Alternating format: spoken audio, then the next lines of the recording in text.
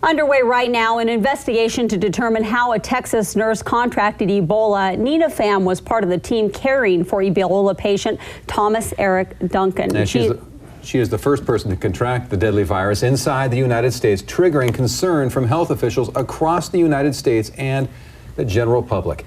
Thanks for joining us tonight. I'm Matt Templeman. And I'm Renee McCullough. At least 4,000 people around the world have now died of Ebola, mostly in West Africa. It's hitting close to home for University of Oregon students planning a trip to Ghana. KEZI 9 News reporter Chinu Her is live tonight on campus with their concerns. Chinu?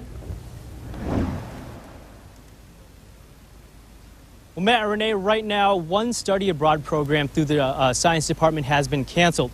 Those 6 U of O students would have left in late August. Now, a journalism program which sends kids over to Ghana for the summer may not happen as well.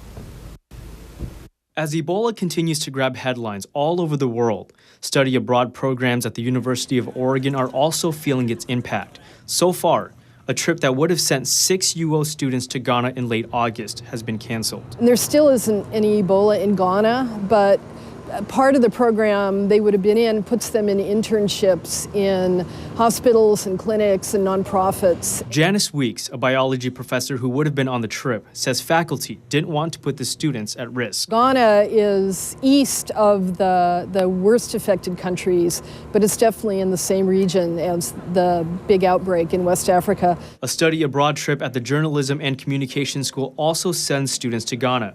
And for those 16 students, it's a possibility their trip next summer could be canceled as well. I pray and hope that people are able to still go. Andrew Murray is a student who recently returned from the trip and raves of his experience in Ghana. I think it's something that gives people a huge amount of perspective, not just working as a journalist, but also just culturally getting yourself immersed. Word that the trip could be canceled is disheartening to Murray. I would hate to think that more developments would prevent people from going forward, because I think it's immeasurable what you get out of it. According to the university website, Professor Leslie Steeves says she's keeping a close eye on the situation for next summer. I don't know how the faculty is going to rule on it. I don't know what how lenient they are on something like that. It's a rare case that I don't believe has come up before in the program's history.